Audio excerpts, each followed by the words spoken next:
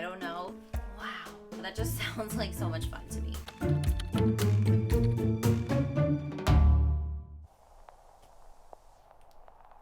Hello and welcome back to my channel. My name is Lena and this is where I talk about books and teaching art and the things going on in my life, I guess. So this is my August TBR video. When I was planning this, I thought that I was keeping the list small because as a teacher, August is a really crazy time of year for me. We go back to school. I've got lots of prep work to do before the start of the school year. You'd be surprised how much prep goes into teaching art. It's wild. I wanted to keep my list small, but as I'm looking at the stack, it's really not that small. Some of these are books that I had picked for prompts for the readathons last month and just either didn't get to or picked different books for them for whatever reason. I try to make these TBRs, but I'm very much a mood reader. Today is August 1st, so for me, that is the beginning of spooky season. It is Lunasa, so it is the first of the harvest festivals of the year, the harvest holidays, and so I like to feel like this time is just leading up to Samhain or Halloween. I'm ready to pick up some darker books. I don't have too many in this pile this month because I also want to have dark books left to read in September and October. I don't know. My birthday's at the end of July, and as soon as my birthday hits, I'm just ready for Halloween. Anyway, I think first I will start with titles that I had intended to read last month but missed. And so I only have two of those, but the first one is Clown in a Cornfield. This I was going to read as my slasher for Summerween, but I ended up reading the Final Girl Support Group.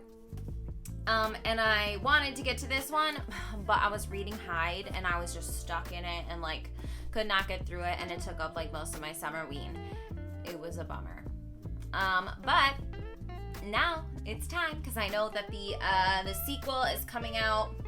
I don't know, is it coming out in September, October, something like that? But yeah, so I am excited to read this one. I feel like it will just really get me in the mood for spooky season because it's a YA slasher, so that just sounds like so much fun to me.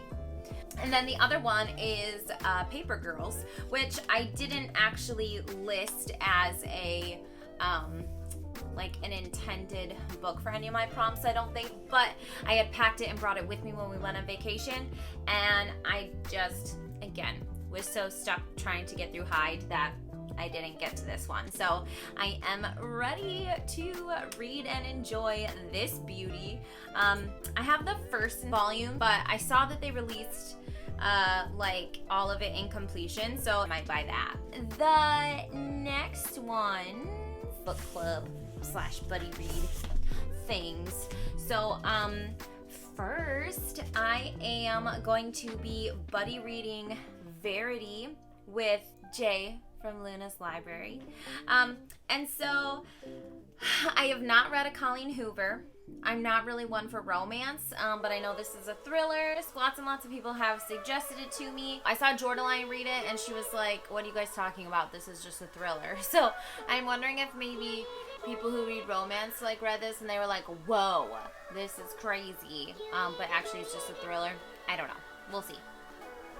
I don't have super high expectations, so hopefully I'm pleasantly surprised. And then for the Literally Dead book club, What Moves the Dead by T. Kingfisher, reimagining of The Fall of the House of Usher. This is my first T. Kingfisher. I love the cover. It's very unnerving. I have not read Edgar Allan Poe's work, but Topher has the complete works of Edgar Allan Poe, so maybe I will double read those. Hi.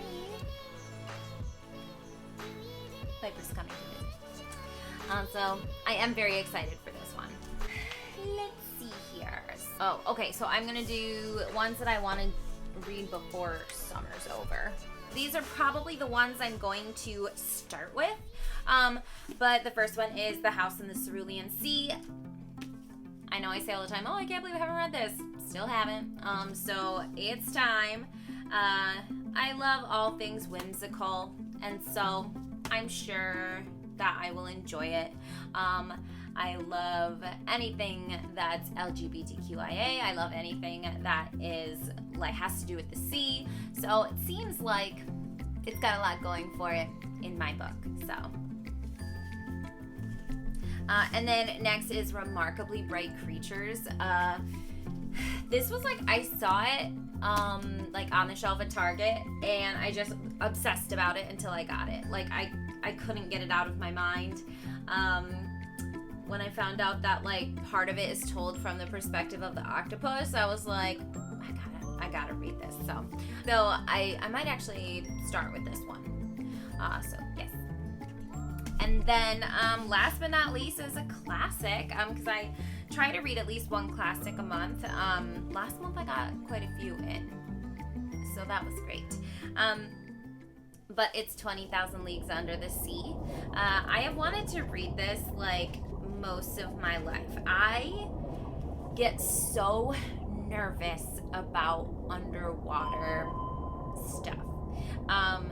It always really freaks me out. It gives me a real feeling of claustrophobia, and it makes me so nervous. And so I kind of feel this is a good time of year for it, because it has to do with the water. So that's kind of summery.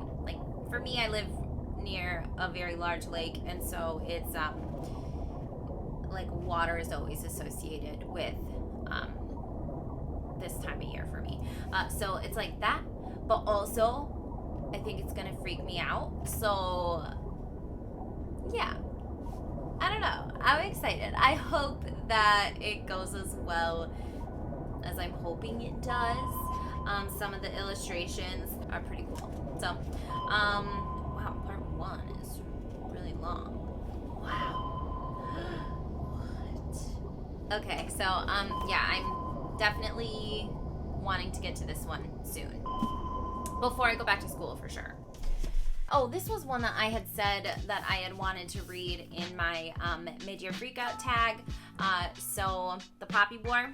Haven't read it yet. It's been sitting there taunting me. I now have the second and third books, so I want to read it. But as I'm saying this, I'm maybe. Oh my god, the first line in the little thing says she is a peasant, but my brain read it as she is a peanut. Oh man, a book that I just recently got that I'm so excited about is Upgrade by Blake Crouch. If you see here, I got a signed copy, which just makes me so excited. I got this when we were up north on vacation, and I saw it, and I didn't get it.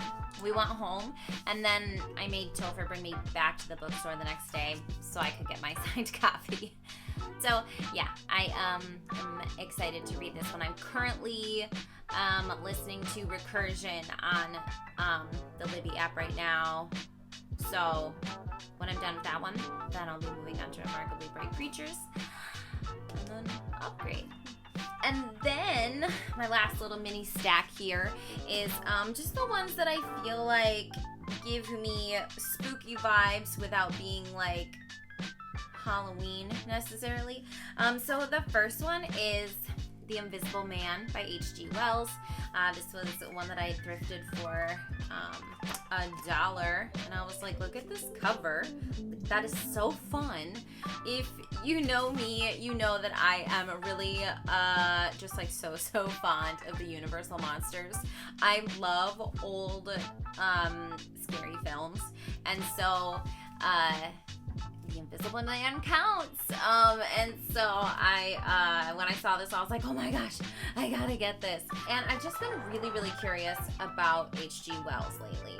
And I've done a little bit of reading about him, and I don't know, I'm just feeling just so curious and so pulled to him. And then lastly is The Night Circus, another wonderful thrift. My friend Jess, this is her favorite book, and actually I know a lot of people who have said it's their favorite book of all time. I hear that it is just very atmospheric. I have been looking forward to this one for months and months. I thrifted it like way back in like late winter, early spring.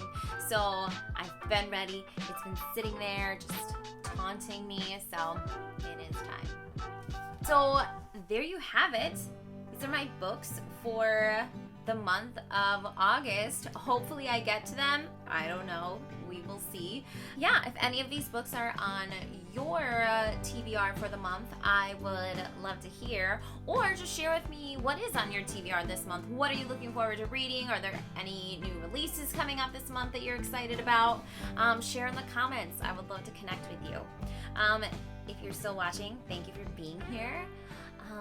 Like and subscribe if you haven't already, and I will see you next time. Bye!